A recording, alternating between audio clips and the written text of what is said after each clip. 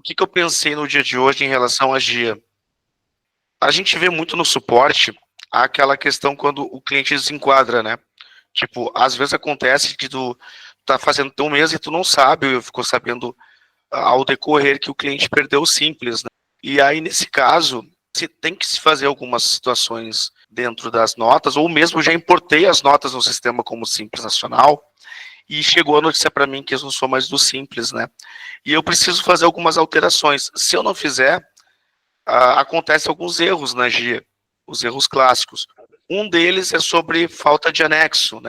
A questão de falta de anexo, esse eu já tratei no primeiro vídeo dos erros da GIA, eu não vou retornar nele, né? Só vou dar uma citada nele. Então, nos primeiros vídeos vão ter uma citação de uns erros que a gente vai encontrar ao longo do caminho. Então, só repetindo para quem está chegando agora, qual é a proposta de hoje? Eu vou entrar com uma empresa, já tem uma empresa do Simples Nacional, ela desenquadrou, eu já importei as notas no sistema e eu não sabia que ela tinha desenquadrado, eu fiquei sabendo depois. E o que eu devo fazer para poder ajustar e poder mandar para o meu SPED e para minha GIA, né? Então eu estou com o meu em livros aqui aberto, a data sempre informática, eu estou aqui no mês de abril. Eu coloquei poucas notas para elucidar melhor o exemplo, né? Eu vou entrar aqui em alguns lançamentos aqui para mostrar para vocês. Eu lancei 2 notas de saída, 2.502, e algumas notas de entrada. E a gente sabe que no Simples, basicamente, valor contábil e outras, né? Não vai ter uma tributação própria, vai ser pelo Simples Nacional, ele vai aderir o anexo, tudo bonitinho. No item também, né? A gente vai ter, ao invés de CST, a gente vai ter a CSOSN, que é do Simples Nacional. E o maior problema no desenquadro é a questão da CST. Aí vão me falar, não, mas o maior problema é o débito. Não, pessoal.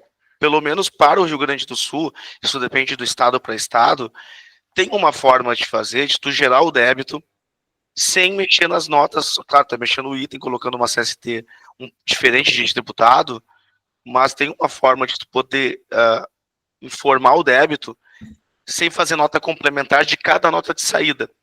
Eu consigo fazer isso. Então eu vou mostrar alguns detalhes que vão ajudar vocês em relação a um geral como um todo, quando eu saio do Simples Nacional.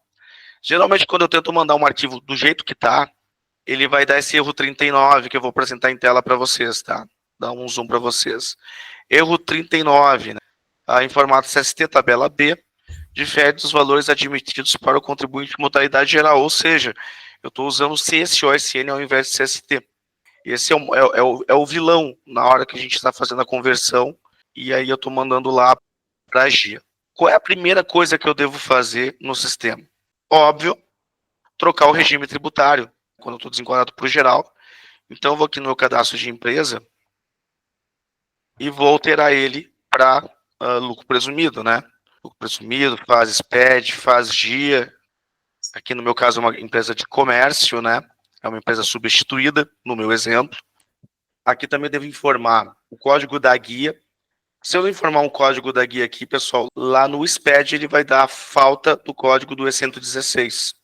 Então aqui que eu informo o código que eu vou estar utilizando da minha guia do E116 quando há o débito. Eu vou elencar o 221, mas tudo depende de cada caso. Aí ele vai obrigar a colocar outras informações que não são relevantes ao tema, mas eu vou informar aqui, né? O PIS, os códigos da ARF, normal, que tem que ser informados. E a minha empresa está do presumido. Agora é só gerar o arquivo e validar? Não, pessoal. Eu tenho que arrumar os lançamentos para não gerar os erros posteriores, né? Onde é que vocês acham que deveriam iniciar? Na minha opinião, eu acho que vocês deveriam começar pelas entradas. E quando você já importa umas entradas no modo simples, igual ele pede para vocês fazerem a associação da entrada do documento. Também tem vídeo aqui no YouTube como é que eu associo corretamente as notas, nas notas de compra, que é a nossa famosa manutenção de CFOP por fornecedor. Então a primeira coisa que eu devo fazer é entrar nela e fazer as devidas trocas. Quando eu tenho um histórico grande de fornecedores, aqui essa lista vai estar gigante. Eu vou achar assim, Bruno, eu não quero entrar em cada um desses aqui e ficar trocando um por um a questão da CSOSN para geral aqui, né? que nessa configuração eu determino qual é o CST ou o CSOSN que vai entrar aquela nota de entrada. Então, eu posso alterar manualmente, né? Eu consigo. Mas se meu histórico for muito grande, eu posso simplesmente apagar aqui, pessoal. Nada impede. Pode ter 1000 aqui. Por que vale a pena apagar essa configuração? Porque ela é uma pré-configuração. E quando eu voltar às notas de entrada, quando eu fazer uma reimportação das notas de entrada daquele mês, ele vai pedir para associar de novo, aí tu só vai associar por demanda. Então, são aqueles fornecedores daquele mês. No outro mês, se houver outros fornecedores, vai pedir mais uma demanda de associação. Fica mais fácil. Então, eu apaguei essa configuração, podem apagar, não tem problema nenhum. E aí, o primeiro passo que eu faria, é apagar as notas de entrada. Então, vou pegar aqui o meu filtro, eu quero só as minhas entradas, e vou fazer a exclusão deles. Feita a exclusão das notas de entrada, aí eu vou fazer uma nova importação. Eu já tenho aqui, eu já separei as mesmas notas que estavam ali, eu já tinha importado, eu vou fazer uma reimportação delas, só que agora na modalidade geral. Então, vou realizar a minha importação, lote de arquivo XML, vou localizar a pasta onde estão os arquivos soltos, né? E vou fazer as minhas entradas aqui. Notem que ele vai pedir para fazer a associação novamente como estava previsto. Então, aqui eu já consegui ajustar ele para entrar como geral, para gerar meus créditos, né? Então, eu vou associar automático nesse primeiro momento. Lembrando que esse vídeo de notas de compras tem no YouTube, eu vou citar várias vezes isso, tem só sobre esse assunto. Então, eu vou depois entrar um por um, depois que eu associo automático, e fazer a relevância conforme a minha empresa. Então, a CFOP está em 25.102, eu vou entrar 11.02, né? Vou considerar frete de despesa, se houver. Vou pagar essas alíquotas, porque não tem PIS/COFINS nas entradas ali. Crédito, no caso, né? Não posso, porque eu sou presumido. E aqui embaixo ele já está fazendo as sugestões com os códigos que podem ser para vocês estarem utilizando. Então, vendo diferimento, mas eu quero, por exemplo, entrar tributado geral 00, conforme vocês devem entrar para vocês. E já ajustar PIS/COFINS para não gerar um código de CCT que tribute na entrada. Lembrando que a esquerda eu nunca mexo, é os dados do fornecedor. Vou entrar aqui nesse segundo, que é um segundo fornecedor, e aqui sempre ele vai sugerir inversa, né? Então, como eu comprei da indústria, ele vai sugerir inversa 11.01, só que eu sou comércio, eu não sou equiparado à indústria, né? E aqui eu faço a troca para 11.02, que é o que eu quero entrar, essa nota quando vir 5.101. E aqui embaixo, faço as citações necessárias. Se é não tributado, se você não vai se creditar, mantém não tributado, tudo certo. E apaga as alíquotas aqui. Então, notem que eu já arrumei a configuração aqui do mês que eu desenquadrei para esses fornecedores. Quando chegar aos próximos, eu vou associando e vou arrumando para não ter aquele problema. Aí faço a minha importação, normalmente. E agora, nos lançamentos de notas de entrada, eu tenho as informações exatamente como uma empresa do geral, não mais empresas como simples. Então, basicamente, a parte das entradas está ok para futuro SPED, futuro GIA. Aqui está perfeito. Eu atacaria essa primeira parte, mesmo que seja 1.000 notas, 2.000 notas, 3.000 notas, eu atacaria, porque quando ele faz a saída do simples, geralmente eles enquadram só a questão do mês atual, né? A não ser que ele esteja no meio do caminho, outubro, novembro, e eles enquadrou muito, que tem que pegar o ano inteiro. Tem que fazer esse mesmo trabalho, mas tem que fazer de uma forma mais tranquila. Vai ser um pouco oneroso? Vai, mas não tem outra forma de fazer. Porque assim, eu tenho que ser detalhista, eu tenho que ir atrás dos créditos, eu tenho que ir atrás de todas as informações. Teria direito se fosse geral, mas ele era simples na época. Então, a gente arrumou as entradas. Sobre as saídas, o que acontece?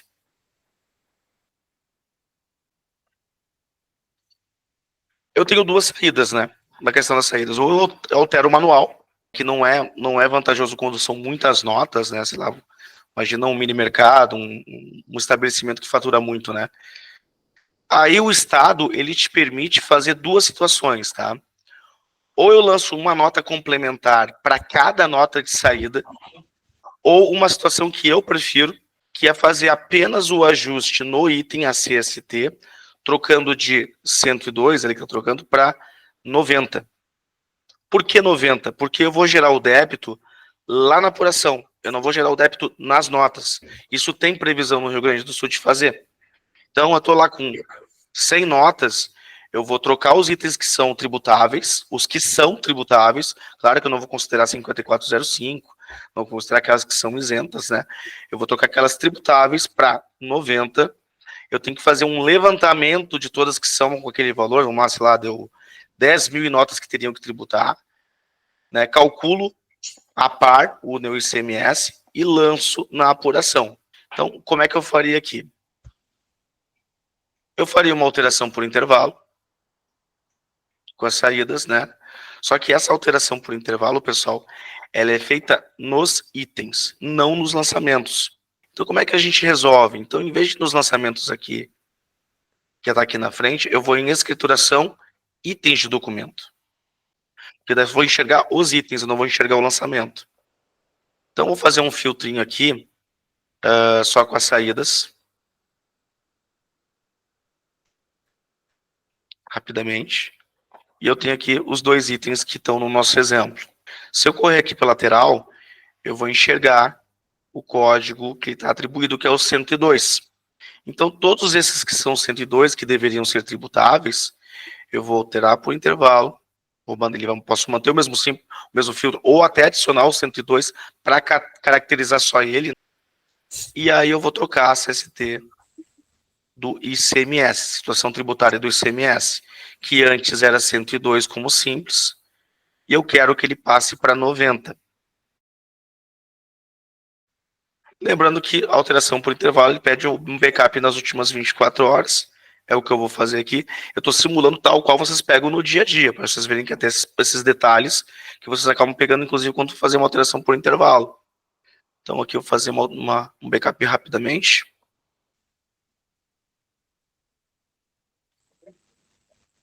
E vou repetir o processo aqui nos itens.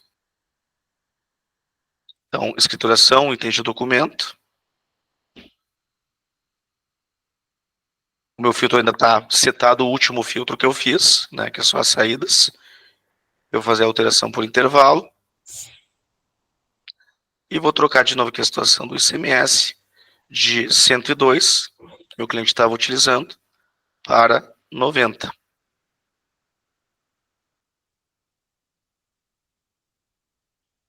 Ele vai trocar para nós em massa, né? Então facilita muito o trabalho da gente. Ó. Essa alteração é possível porque eu não estou mexendo em valores, né? Alteração por intervalo, eu troco uma informação por outra.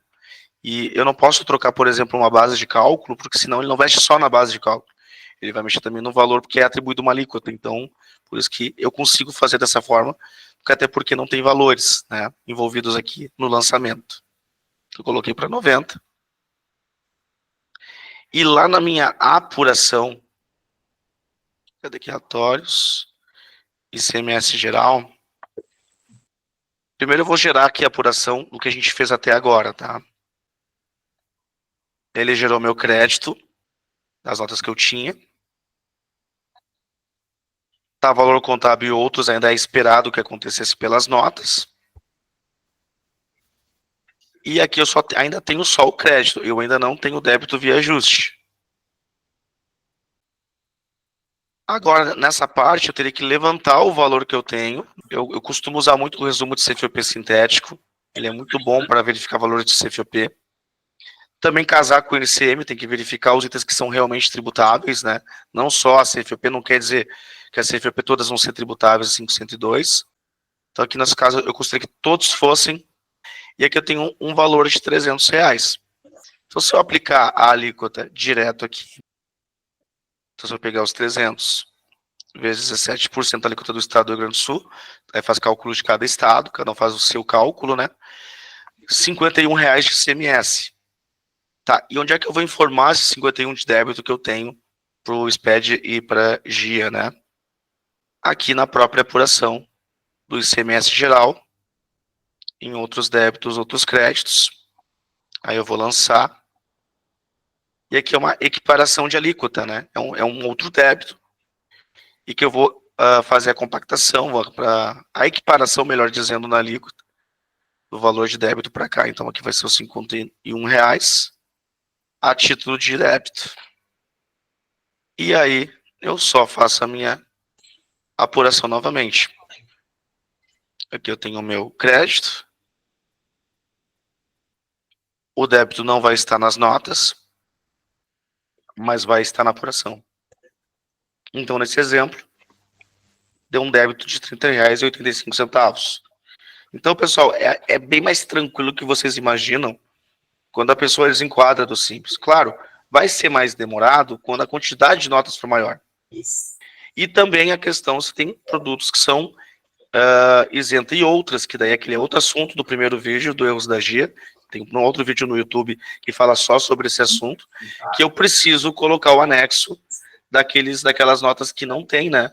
Que não tem tributação, que são 40 ou 41, ou que são 5405, que são em outras, né? Feito esses devidos ajustes aqui, aí é só gerar o meu arquivo SPED fiscal. Normalmente eu vou colocar numa pasta específica aqui.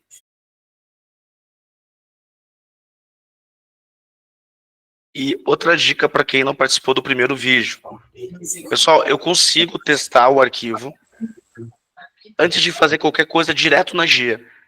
Sem validar, sem fazer nada. Eu pego o arquivo feito pelo sistema e eu consigo testar ele aqui direto no aplicativo. Ele valida dois tipos de erros, né? Ou advertências em geral. Ele pega na importação, ou uma vez importado, alguma coisa dentro de uma segunda verificação. Então, ele faz dois tipos de verificações dentro da GIA. Então, aqui eu vou importar o arquivo. Eu não vou validar nada. Ó, ele só vai dizer que não está assinado, óbvio, por motivos óbvios, e que eu não fiz a minha verificação do ROT. Mas ele vem aqui para trás. E aí eu consigo verificar os valores, todos certinhos das entradas, das minhas saídas, tudo direitinho, o valor a pagar. E se eu apertar de novo validar aqui, ele deu aquele erro da falta de anexo para aqueles valores que não são tributáveis. Eu tenho uma outra nota que está entrando 41, se eu não me engano, e que eu não coloquei o anexo da GIA. Mas notem que eu já consigo fazer meu SPED normalmente. Eu não fiz tantas modificações para que eu sair do Simples consiga fazer meu SPED GIA. Eu fiz de forma rápida. E para ficar bem certinho esse arquivo, eu vou entrar aqui os orçamentos de saída. Deixa eu ver se esse aqui que está com valor em... Uma parte do valor em saídas, outras saídas. Eu vou colocar valor outras, que não vai impactar. E a mesma coisa que também tá valor contábil e outras, né? E também posso fazer alteração por intervalo do anexo. Vou exportar novamente aqui o arquivo SPED.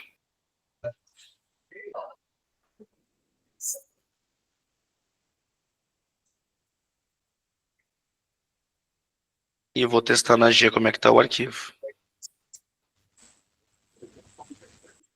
Ó, ele só avisa que não tem assinatura. É a primeira validação, a entrada dele dentro da GIA. E uma vez que ele entra, ele pede a segunda validação. E notem que não tem mais aquele segundo erro lá. Mas tenho todos os devidos valores.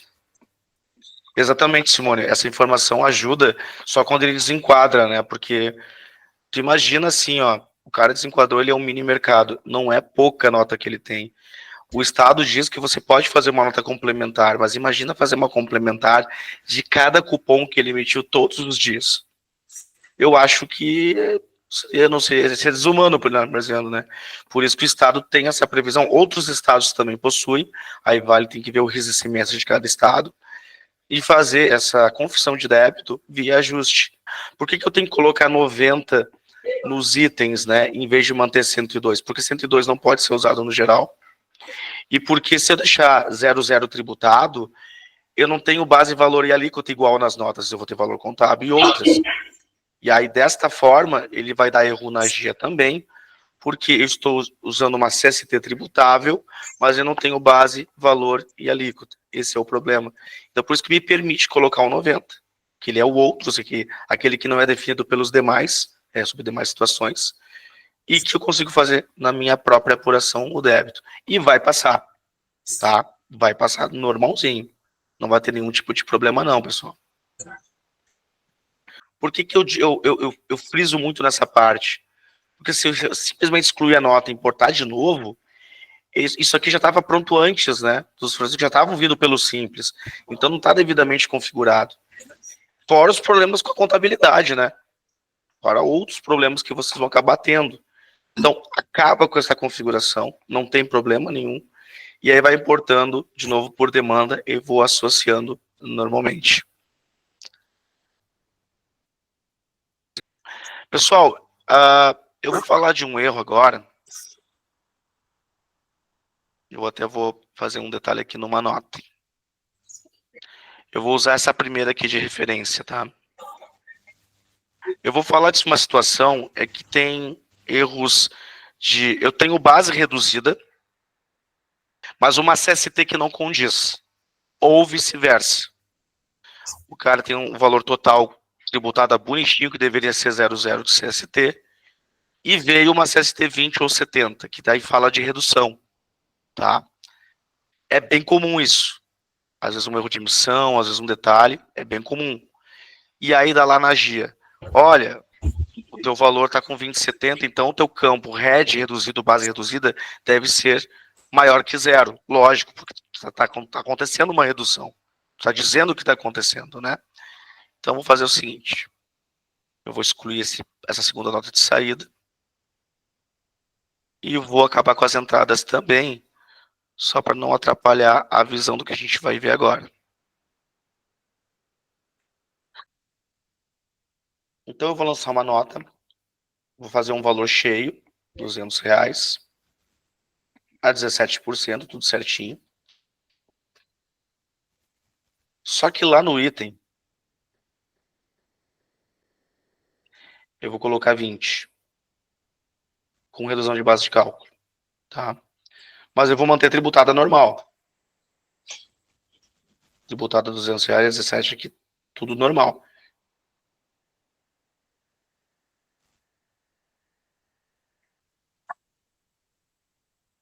E já vou gerar meu SPED fiscal direto. Só para demonstrar para vocês. Ok, gerei meu arquivo, tudo bonitinho. Vou para a GIA.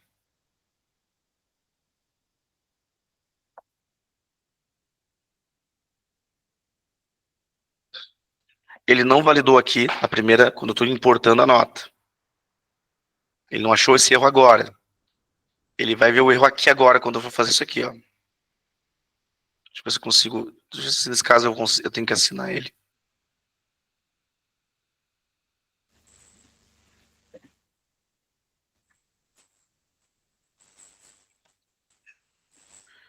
Ok, deixa eu só dar mais uma olhadinha no lançamento aqui. 502, 17%, certinho. R$34. Tá. Só gerar uma apuraçãozinha rápida. Não vou tentar, mas acabei excluindo. R$34 de débito. Ah, tem lá o valor do... Eu vou remover esse cara também.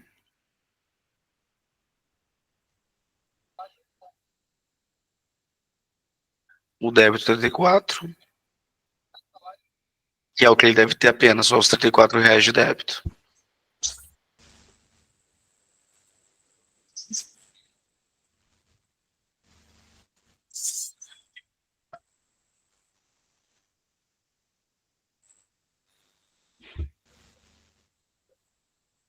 Vou passar ele pelo SPED também.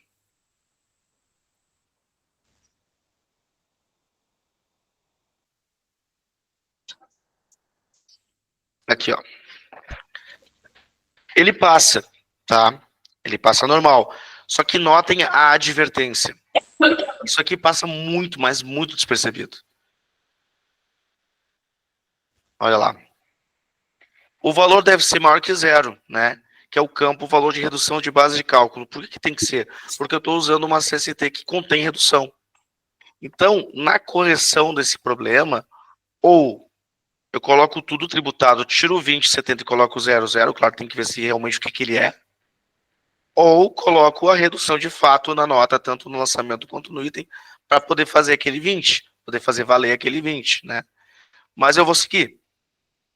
Vou seguir aqui, vou assinar aqui o documento.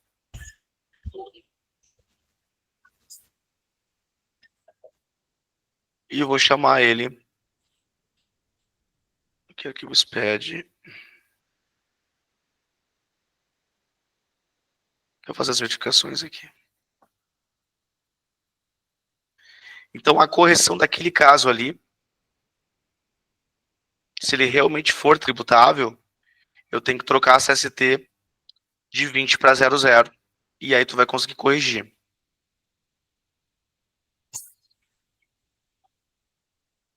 Aqui para 00 se ele for realmente tributável.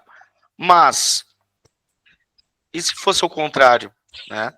Se fosse o contrário, por exemplo,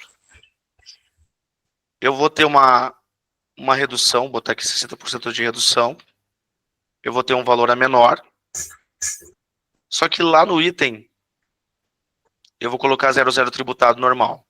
Vou fazer o caminho inverso agora. Tá 00. Vou botar a mesma coerência aqui.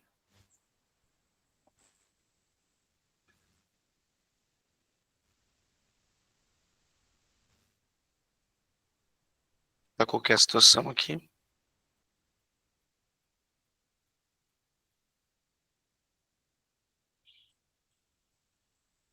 E vou gerar o meu SPED fiscal.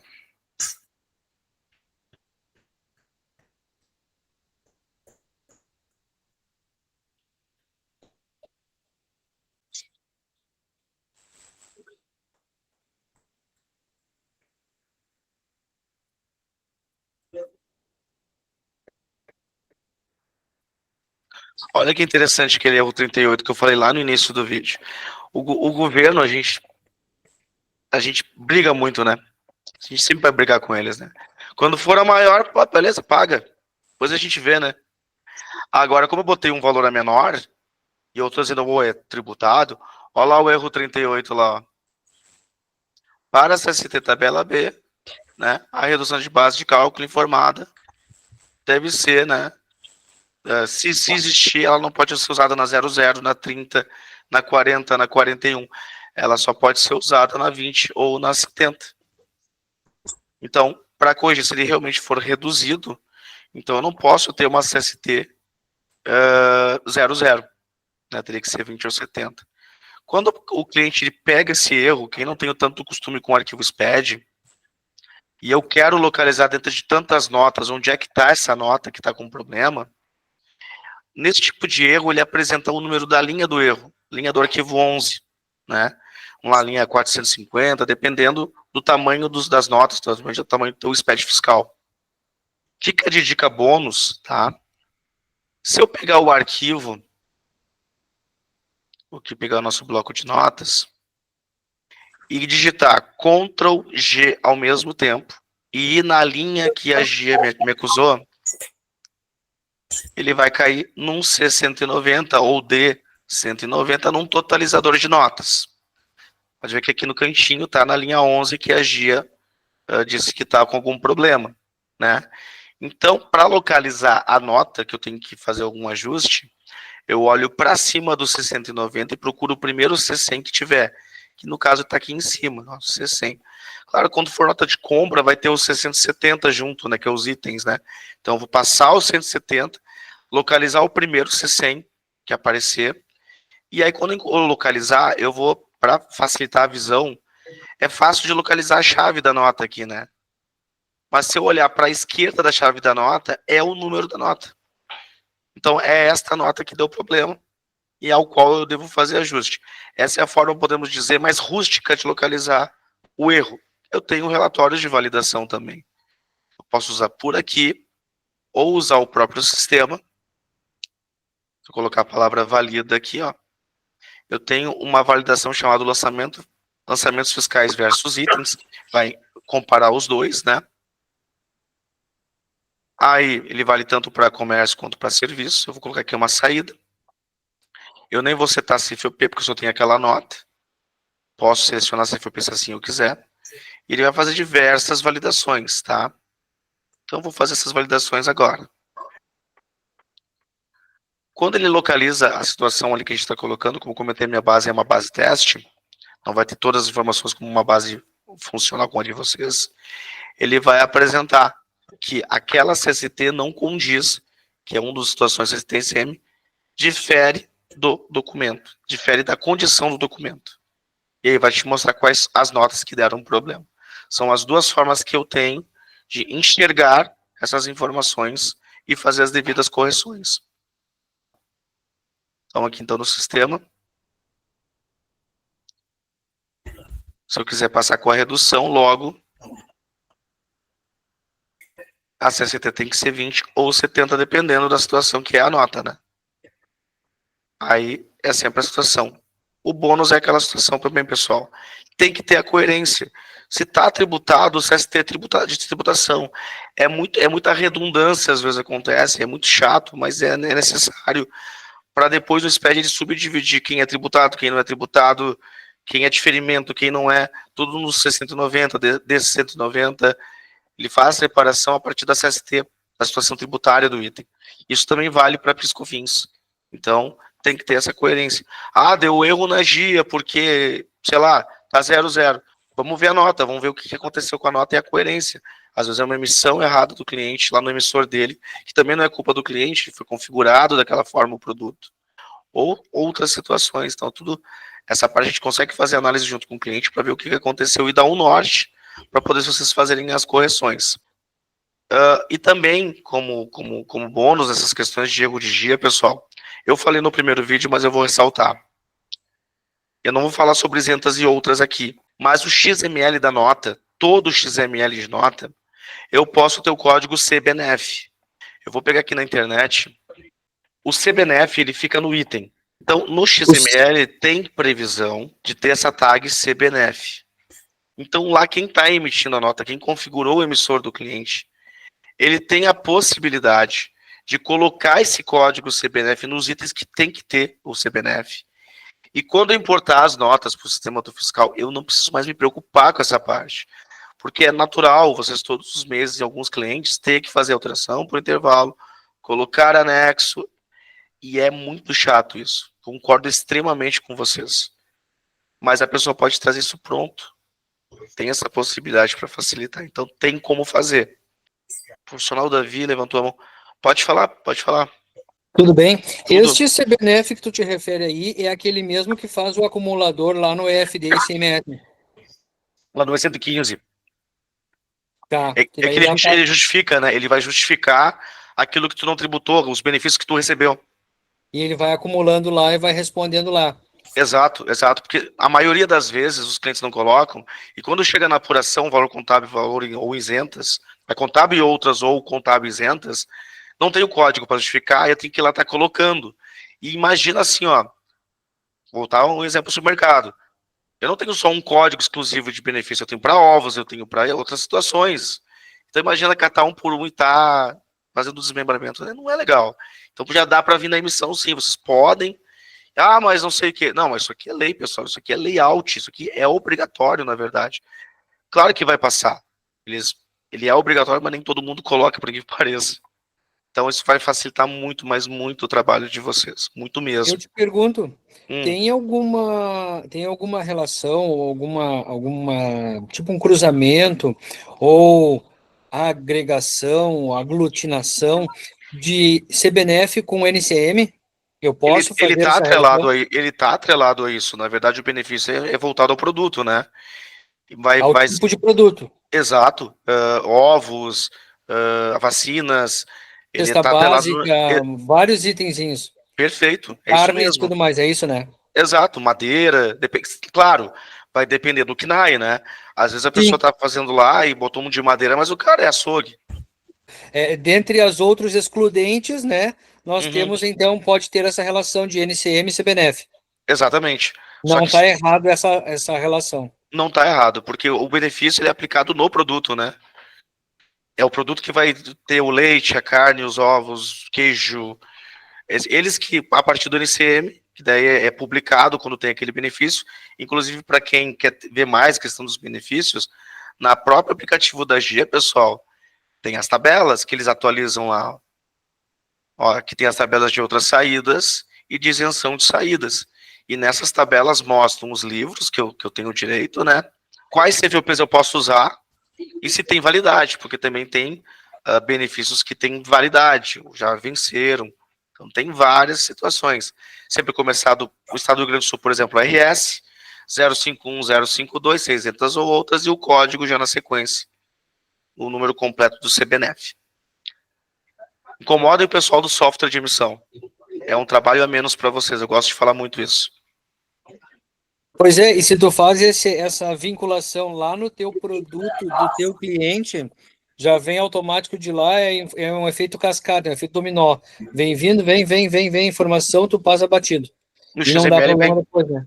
É que assim, ó, imagina o seguinte: veio o contador, Paulo Contábil e outros. Tu não sabe qual código utilizar naquele momento. Claro que tu faz uma tua consultoria fiscal, tu usa lá um Fisconet, Conet, né? Mas para que eu vou perder tempo? Eu vou dizer bem honesto para vocês. Por que eu vou perder tempo fazendo uma consultoria se eu posso delegar essa responsabilidade ao meu cliente? Claro, vocês vão dar ajuda a parte contábil, explicar a parte fiscal para o teu cliente. Óbvio, para ele não tomar multa. Isso é uma obviedade. Mas feito um trabalho lá no software de emissão dele, ajustando para ele os códigos corretos, os códigos do CBNF, quando começar a vir as notas para o contador, é um trabalho super a menor para vocês tratarem. Vocês vão tratar só das situações lá, importação, outros débitos, outros créditos, situação adicional. A parte de isenta de outros, vocês não vão mais se incomodar nunca mais. É só benefício. Então, pessoal, basicamente, hoje, tratamos mais a questão da... Quem que não esteve desde o início vai estar no YouTube, a gente vai disponibilizar esse vídeo que a gente fez desde o comecinho. Lembrando que o intuito aqui é quando a pessoa ela desenquadra do simples, o que eu devo fazer para ser mais rápido e gerar o SPED para o cliente, que vamos um pequeno exemplo.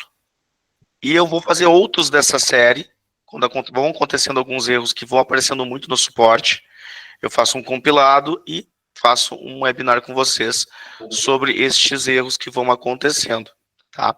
Vem um vídeo que tem lá no YouTube, no primeiro, lá tem bastante informação legal, tem notas de compra também, que eu coloquei bastante situação.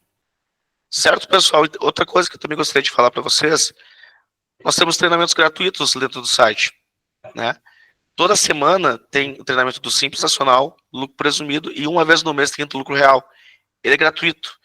Ele é um genérico, como é que eu faço uma importação de nota, configuração para o contábil, geração de declaração, é do começo ao fim, tá? Vocês podem se inscrever, toda semana tem os dois, e aí vocês podem depois guardar o vídeo para vocês, também para mostrar para um funcionário novo, ou ele começou agora a se inscrever nos treinamentos, né? Então, não vai haver nenhum custo. Aproveitem, né? E fica lá no setor de treinamentos, porque eu estava olhando. Eu vou mostrar para vocês aqui em tempo real. Estou entrando aqui no Data Sempre, eu vou entrar aqui na área de cliente. Eu vou entrar aqui com os meus dados. Vou entrar com os dados de vocês. Daí, pessoal, eu vou entrar aqui dentro de treinamentos. Inclusive, pessoal, antes de entrar aqui na parte de treinamentos, acertem os usuários de vocês na web. Por pessoa, tipo, mesmo que sejam os funcionários, que vocês podem delegar o que eles podem ver no site, para ficar marcado o e-mail de cada pessoa, para a gente poder separar, né, quem vai fazer o treinamento, porque às vezes fica pelo nome do principal, o dono da empresa, por exemplo, mas na verdade o treinamento não foi para ele, foi para o Vinícius, foi para o Lucas, entende? Não é? Então, atualizem os usuários que trabalham com o sistema aqui no site, que vai ajudar bastante. Então, eu vou aqui dentro de treinamentos e vou me inscrever exatamente aqui, inscrever-me aqui. E aqui, pessoal, estão os treinamentos online, para ver os EADs também, para poder passar para vocês. Aqui, se vocês não repararam ainda, tem a base do conhecimento. Esse base do conhecimento, ele te joga para um link externo, e tem várias ajudas para vocês, de todos os sistemas, né? Aqui no sistema fiscal, eu também tenho uma parte que eu consigo cadastrar presumido, real, simples nacional, em vez de ser vídeo, passo a passo, mostrando as telas, o que você deve fazer. Um dia que você receber um cliente à noite ou sábado, quer trabalhar, não tem o suporte normal, é uma adicional para vocês estarem se inscrevendo aqui, né? Lá no uma ajuda adicional mesmo para você trabalhando com o sistema. Aproveitando então o teu comentário com relação ao E115 lá do EFD-ICMS, que eu sei que não é o foco, mas, né, como vai ter um reflexo direto, porque a validação de um depende da validação do outro e vice-versa, leva o hashtag e tudo mais.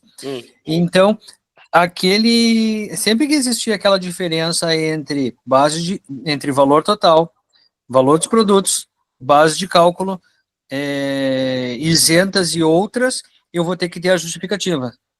É porque acontece muito quando tem o valor que não tem a própria justificativa, né? O lançamento parece estar certo, o valor contábil e outras, né? Tá tudo certo. Só que quando tu vai lá para a GIA, a coluna de outras fica vazia porque tu não justificou justamente no E115. Tá, entendi. É justamente por isso. Até tu pode ter falta do anexo. Até pode, mas num determinado percentual, porque eles falam 7%. Então, se eu tenho R$100, eu posso ter falta de anexo, uma diferença igual a maior que 7% na mesma nota.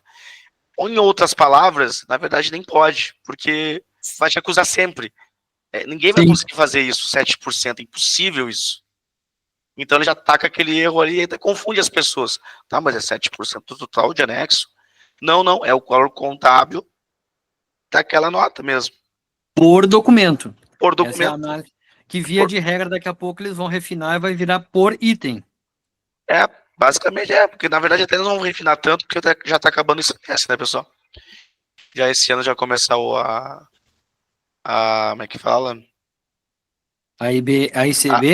A CBS. A CBS vai começar agora. E até para a questão já comentar com vocês em relação ao software, que é importante a gente trocar uma ideia, né?